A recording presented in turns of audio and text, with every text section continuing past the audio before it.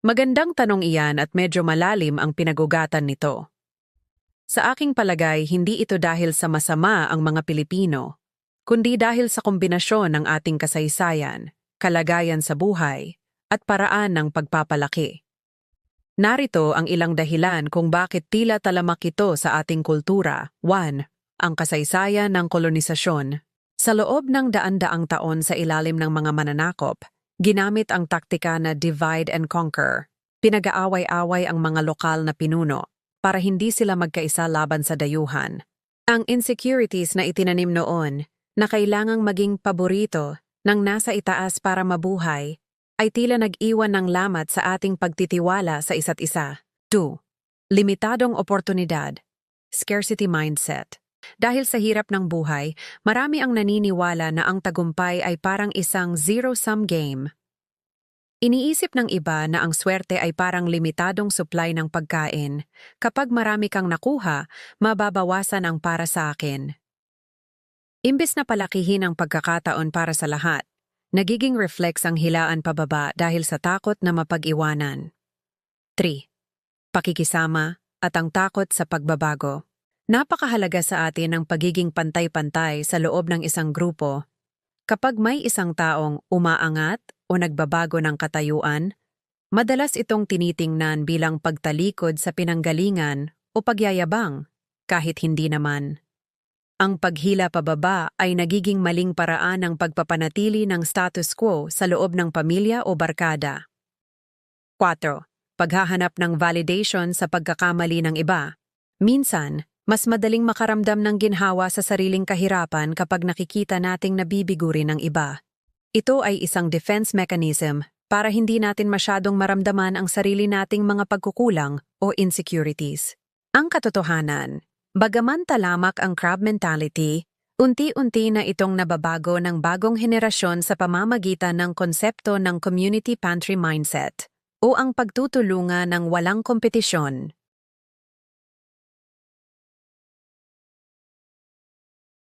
Malaki ang papel na ginagampanan ng social media sa pagpapakitang gilas natin sa buhay, ngunit ito rin ang nagsisilbing magnifying glass para sa crab mentality.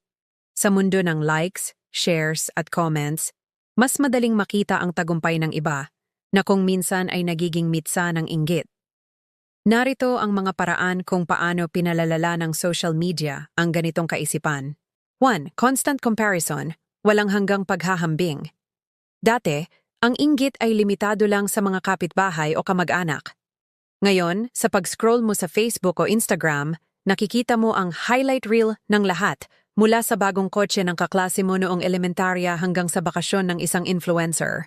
Epekto. Kapag nakita ng isang tao na napag-iiwanan siya, imbes na ma-inspire, ginagamit ang paninira o pamabash para mapantayan ang nararamdamang insecurity. 2. Ang kultura ng bashers at cyberbullying. Ang social media ay nagbibigay ng anonymity, pagkakakilanlan na nakatago.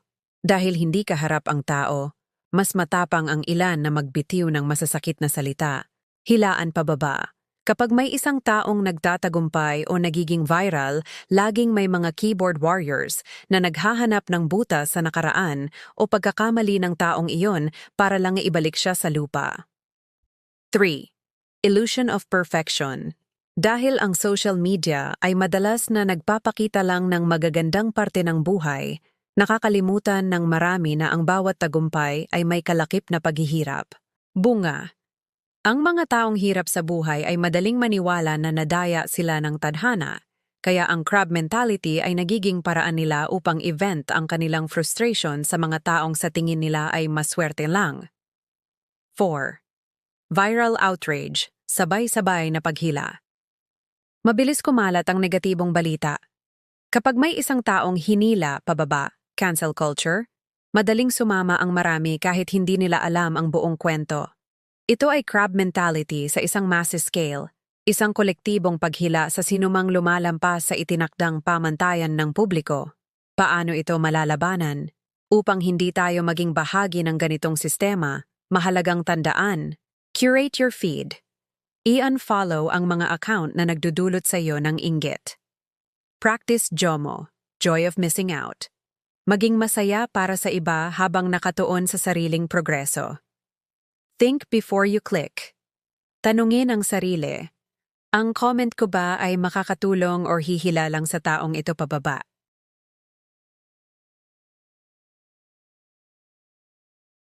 Kapag may isang talangka sa loob ng isang grupo, ang epekto nito ay parang laso na unti-unting kumakalat. Hindi lang ang biktima ang apektado, ang buong sistema ng samahan ay nayayanig. Narito ang mga pangunahing epekto nito sa morale ng isang grupo. 1. Pagkakaroon ng kultura ng kawalan ng tiwala, culture of distrust. Ang pundasyon ng anumang matagumpay na grupo ay tiwala. Kung alam ng mga miyembro na may naninira sa likod nila, magiging maingat at defensive ang lahat. Resulta, mawawala ang pagiging bukas sa isa't isa. Ang mga tao ay titigil sa pagbabahagi ng kanilang mga ideya dahil sa takot na nakawin ito o gamitin laban sa kanila. 2. Pagbagsak ng productivity at innovation. Sa halip na ituon ang lakas sa paggawa ng magandang proyekto, ang enerhiya ng mga miyembro ay nauubos sa office politics o pakikipagtsismisan. Resulta, kapag nakita ng mga mahuhusay na miyembro na hinihila, sila pababa tuwing nagpapakita sila ng inisyatibo, titigil na lang silang maging creative. Mas pipiliin nilang maging average na lang para hindi mapag-initan. 3. Pagtaas ng turnover rate, pag-alis sa grupo. Ang mga A-players o ang mga taong may mataas na ambisyon at kakayahan ang unang aalis. Hindi sila mananatili sa isang kapaligiran na hindi nagdiriwang ng tagumpay ng iba. Resulta, mawawala ng opisina o paaralan ng mga talented na tao at ang may iwan na lang ay ang mga taong may parehong toxic na mindset o ang mga wala ng ganang magtrabaho. 4. Pagkakahati-hati, division. Ang crab mentality ay madalas na nagbubunga ng mga cliques o kampi-kampihan. Magkakaroon ng kompetisyon sa loob mismo ng grupo imbes na makipagkompetensya sa labas, laban sa ibang kumpanya o ibang paaralan. Resulta, imbes na teamwork makes the dream work, ang mangyayari ay kanya-kanyang salba ng sarili. Tandaan, ang isang grupo ay parang isang bangka. Kung ang isang tao ay pilit na binubutas ang bahagi ng iba para lumubog sila, sa huli ang buong bangka, kasama siya, ang lulubog.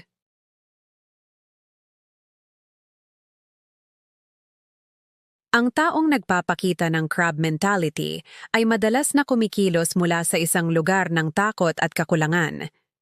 Hindi sila naninira dahil sila ay masaya o matagumpay, kundi dahil mayroon silang emosyonal na bagahe na hindi nila kayang iproseso ng maayos. Narito ang malalim na sikolohiya sa likod ng mga nararamdaman nila. 1. Deep-seated insecurity. Kulang ang pagtingin sa sarili. Ito ang pinakaugat. Ang taong insecure ay naniniwala na ang kanyang halaga, worth, ay nakadepende sa kung nasaan siya kumpara sa iba. Ang pakiramdam, kapag mas magaling ka sa akin, ibig sabihin ay wala akong kwenta. Ang reaksyon, imbes na itaas ang sarili nilang antas, mas madaling putulin ang paa ng iba para magmukhang pantay lang sila. 2. Malicious envy, masamang inggit. Magkaiba ang benign envy, yung naiinggit ka pero naiengganyo kang magsumikap, sa malicious envy. Ang pakiramdam, hindi lang niya gusto ang meron ka, gusto niyang mawalan ka ng meron ka. Naniniwala siyang hindi ka karapat-dapat sa tagumpay mo. Ang reaksyon, sisiraan ka niya, character assassination, para mabawasan ang kintab ng iyong tagumpay sa mata ng ibang tao. 3. Fear of abandonment, takot na mapag-iwanan. Sa isang grupo ng magkakaibigan o sa pamilya, ang pag-unlad ng isa ay maaaring ituring na banta. Ang pakiramdam, kapag naging mayaman, matagumpay ka, iiwan mo na kami, hindi ka na namin magiging kapantay. Ang reaksyon, hihilahin ka nila pabalik sa antas nila para manatili ang samahan, kahit na ang kapalit nito ay ang pagpigil sa iyong pag-unlad. 4. Scarcity mindset, kaisipang kapos. Ito ang paniniwala na ang tagumpay sa mundo ay parang isang pie na limitado lang ang hiwa. Ang pakiramdam, kung nakakuha ka ng malaking hiwa, promotion, awards, recognition, ibig sabihin ay wala nang matitira para sa akin. Ang reaksyon, magiging agresibo sila sa paninira dahil sa tingin nila ay nakikipaglaban sila para sa kanilang survival. 5. Sense of injustice, maling pananaw sa katarungan. Minsan, ang naninira ay naniniwalang sila ang biktima. Ang pakiramdam, bakit siya ang na-promote? Mas matagal na ako rito, hindi ito patas. Ang reaksyon, gagamitin nila ang paninira bilang paraan ng pagpapatupad ng sarili nilang bersyon ng katarungan. Mahalagang paalala, ang paninira ay isang defense mechanism. Ginagawa nila ito para protektahan ang kanilang marupok na ego. Sabi nga, hurt people, hurt people. Ang mga taong nasasaktan o kulang sa pagmamahal sa sarili ang madalas na nananakit din ng iba.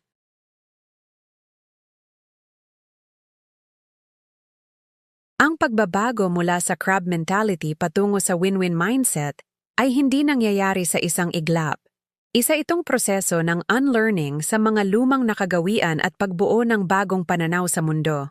Narito ang ilang mga hakbang upang mabago ang kaisipang ito. 1. Palitan ang scarcity mindset ng abundance mindset. Ang ugat ng hilaan pababa ay ang takot na mauubusan tayo ng pagkakataon. Bagong isipan, isipin na ang mundo ay malawak at ang oportunidad ay walang hanggan. Ang pag-angat ng isang tao ay hindi nangangahulugang pagbaba ng iba. Action. Sa halip na ituring na kakumpetensya ang lahat, ituring silang inspirasyon o ebidensya na posible rin itong mangyari sa akin. 2. Isabuhay ang kapwa, shared identity. Sa sikolohiyang Pilipino, ang kapwa ay ang pagtingin sa ibang tao bilang bahagi ng iyong sarili, the self in the other. Bagong isipan, kapag nagtagumpay ang isang Pilipino o isang kasama, karangalan ito ng buong grupo. Action. Ipagmalaki ang achievement ng iba. Gamitin ang mga linyang, proud ako sa iyo, o ang galing mo. Dala mo ang pangalan ng team natin. 3. Matutong mag-share of voice at credit.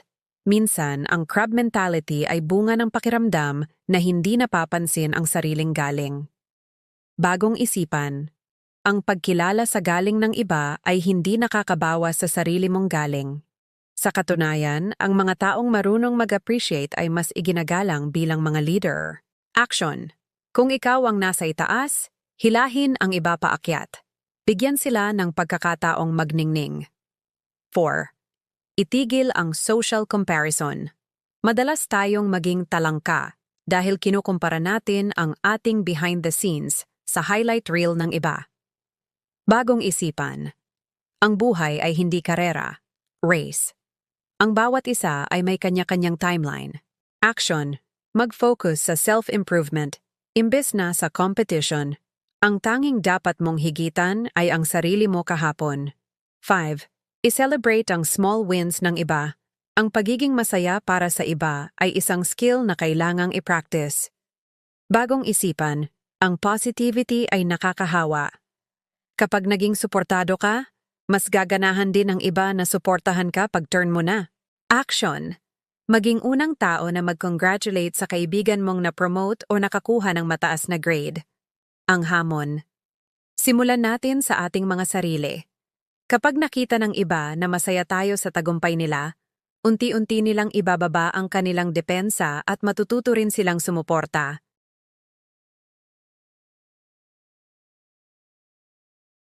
Ang pag-iwas sa pagiging talangka ay nagsisimula sa self-awareness. Madalas, hindi natin namamalayan na nagsisimula na tayong humila pababa dahil ito ay isang instinctive na reaksyon sa ating insecurities.